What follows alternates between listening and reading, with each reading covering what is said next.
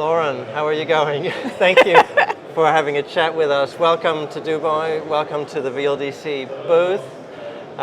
You came flew in on Monday, and you got your way through the Think Like talk on early this morning. Yes. How did you manage that? How are you holding up? I'm very tired, but I'm on adrenaline, but it's exciting, and I've never been here before, so there's all this energy. First time in Dubai? It is my first time. It's my first time in the Middle East. Oh, okay. And I've wanted to come to this for a very long time, but it's a substantial time commitment. It's a substantial time away from my family and from teaching and everything.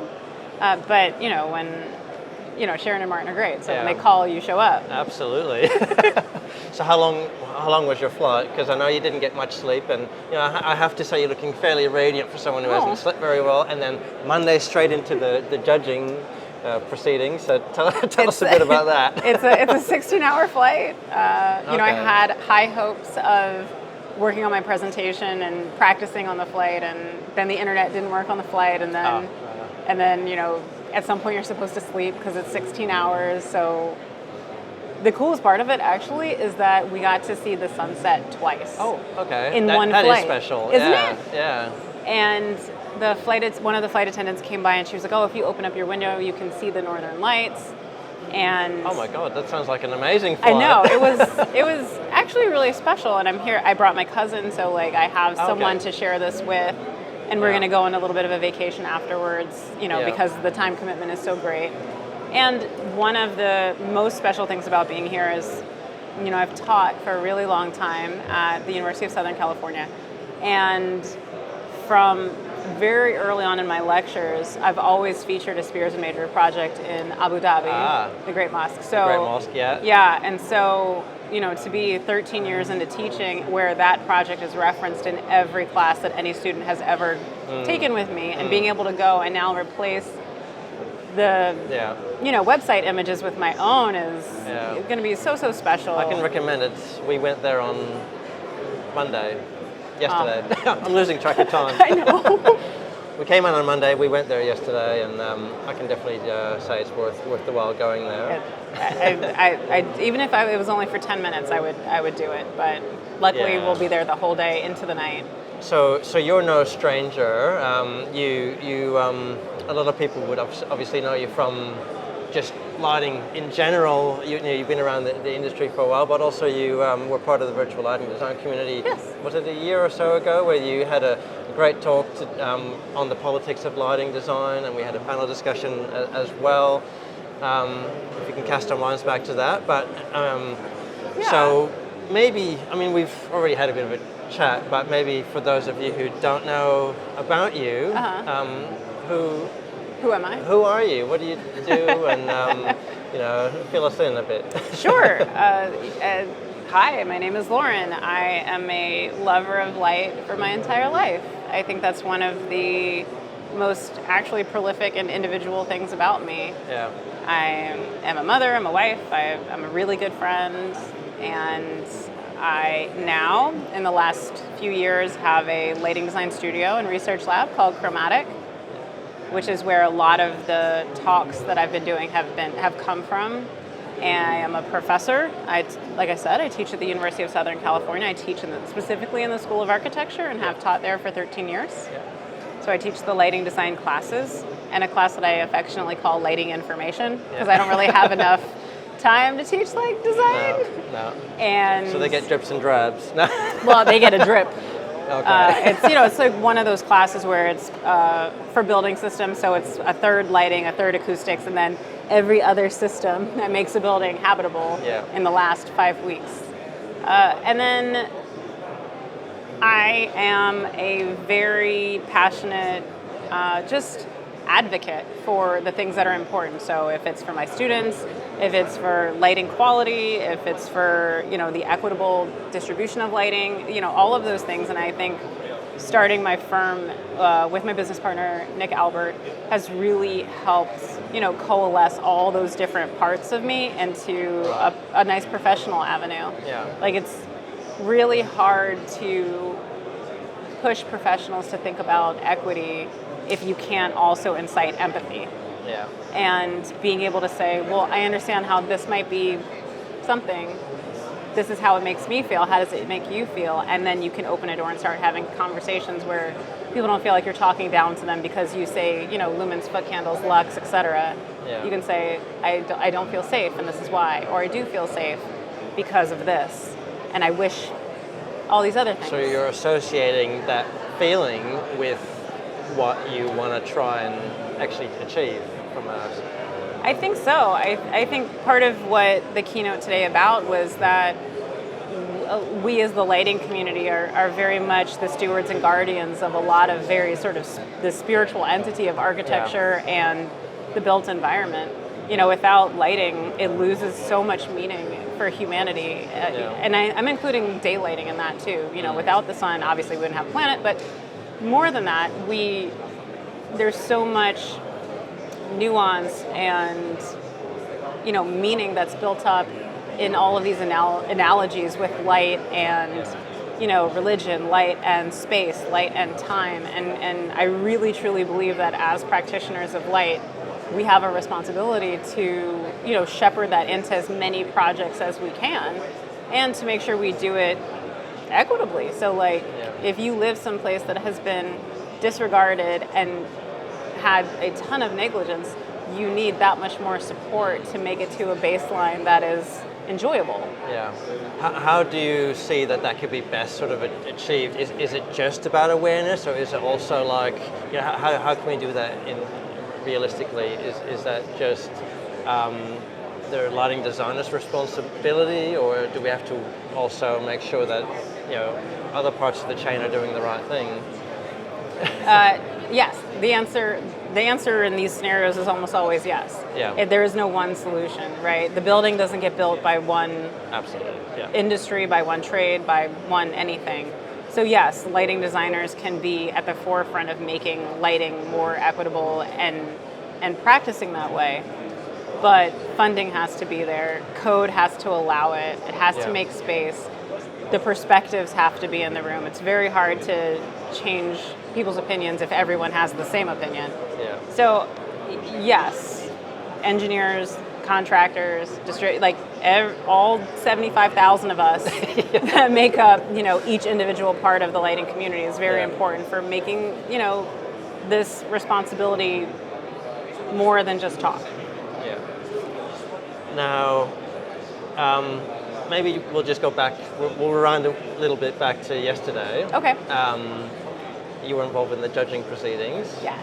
Tell us a little bit about that. It's so Was that a cool. long day? I know you hot off the plane and it was just go, but... Yes, so, I thought I was coming in a day early and I would have time to jet lag correct and, relax a little bit before the hustle and bustle of the conference, but no. We get hot to... It was really amazing. I've done judging before. I've never done it at at an international level, and the first round was just so many good projects and so many interesting design takes on spaces that could have been so many different ways. And I've really enjoyed the process. And yesterday was really special because we were all in the same room. Yeah. Being able to have discussions and talk about things that one person saw and valued and things another person mentioned that then changed the dynamic for many of us. And I believe for the first time in the awards, the shortlisted projects were able to have a representative in the space. And that actually really helps because there's only so much information you can gather from... I don't know if that's normally done, but I think, I think it's new this year. Yeah. So in the same ways that an application that, the application they provide has enough for you to judge, but imagine if you're able to then speak to the designer or the project manager and they say, oh yes, the reason it looks like that is because we did this, this, and this, and we also, had this amount of time and that affected how we were able to make choices. And then the project you have a much more holistic understanding of the project. I guess it's different, like if you're just seeing a write-up of a project versus you've got the person there, and they can explain their reasoning why they've made certain choices, right? Because anyone can write a lovely description. Well, yeah, marketing teams write those, right? Absolutely. But when the designer comes in and can speak passionately about the process and where it fell apart and how you were able to recover, I mean, I love a good redirect and a pivot, right? Like our whole situation is, oh, that's too expensive. Cool. Here we go. What's this? Oh, you want it tomorrow? Cool. I didn't think that. Here we go. Let's do this. Oh, tomorrow's too late. Okay. How do we get something today? You know. Yeah. So with the person in the room, you can have that, and it like I said, it just makes the projects feel so much more real. They're more real than just pictures. Yeah. I think it's a really nice touch this year. Now, I know we already talked about your your presentation earlier, and I know that the themes of this fair this year are a lot about us being responsible as lighting designers, dark sky, circular economy. With that in mind, are there any trends or developments or anything that you can see sort of looking forward that might be worth mentioning that in terms of where the industry's headed as a whole? Well, I mean, I hope that the adaptation of like responsibility sinks in somewhere greater than just the 5 or 3 or 4 things that you said. Not because they aren't important, but because most of those things get better with more fingers in pies, so to speak, right? So we can do more about sustainability when we address it from every single angle, not just lighting design, but also manufacturing, but also the distribution. Then once we talk about that, we can figure out circularity, because now, okay, manufacturers are already on board with sustainability. How can we make recycling and reuse a part of that? So that's great. And then you start adding and adding. And so it's like, it's a layering effect. It stacks build up. on that. Yeah. And so in the session after the keynote, Chris gave a really great presentation, and he talked about, as cities move forward and we're creating new spaces, we have to be careful to not be obsessed with the new so much that we neglect all these other important factors, right? Yeah. Like that was really interesting, and I think very important as we see AI and the Internet of Things taking off, that we forget and that we let the technology and the newness drive us beyond outside of design. Yeah. And Charles gave a great speech making sure that we're keeping people at the center of light. So I think all of those are very, very poignant and very important. Yeah.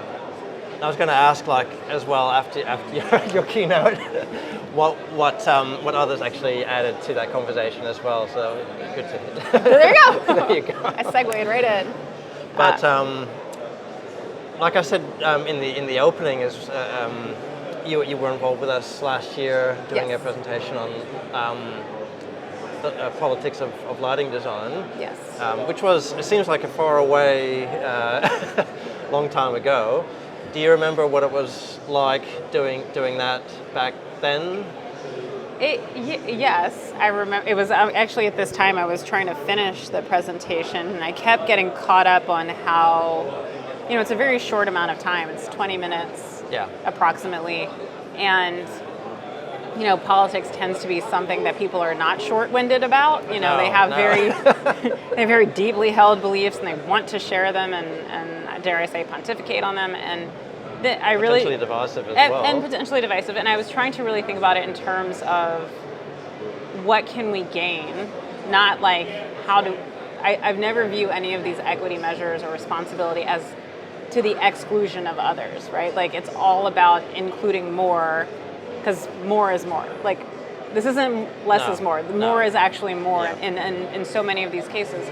And the view that I decided to take was definitely supposed to be geared towards women and how the politics of being in the workplace and what it means to be a woman in the workplace, specifically in lighting design, which is actually a great industry for us to be in, which I mentioned in the keynote. We have quite a bit of participation from women and specifically in design, less so in engineering, less so in manufacturing, more so in sales.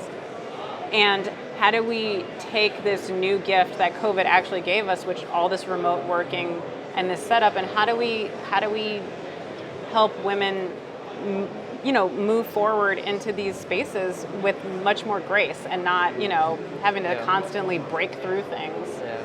And initiatives like Women in Lighting are really good for that as well. They're amazing. Are you an ambassador for Women in Lighting? No. You're not an ambassador, but you're I have not been asked.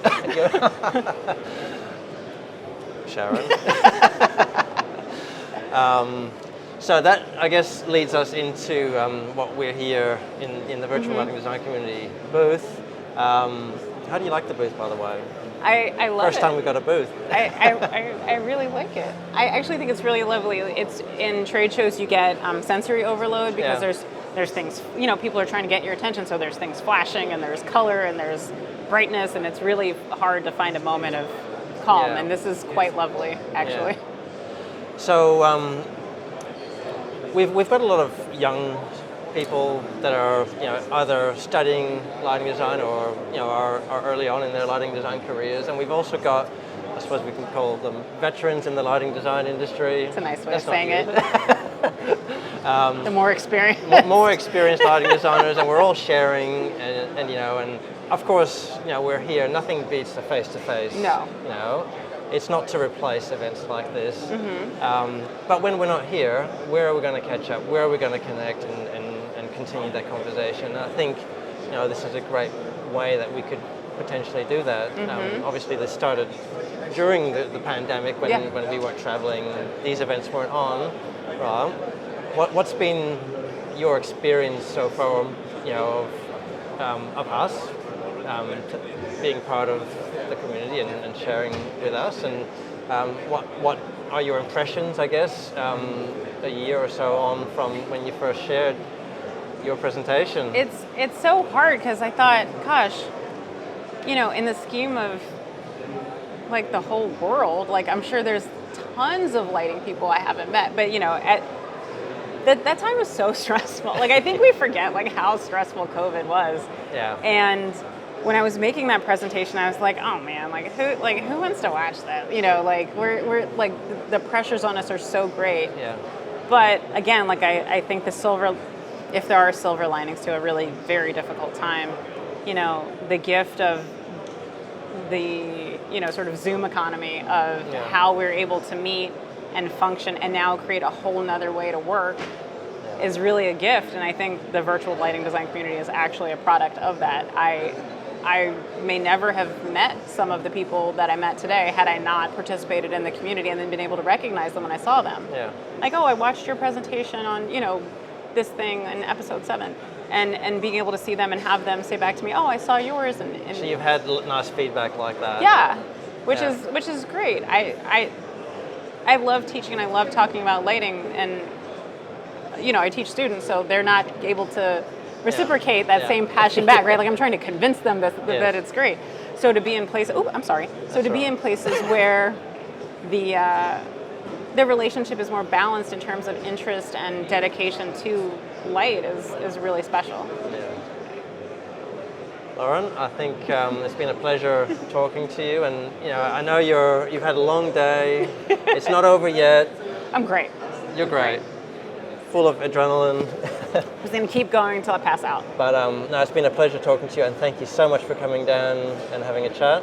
And hopefully we'll get a chance to feature you again and work with you maybe on another presentation on the community. That would be great. I would love it. Thank you so much for having me. Cheers. Cheers.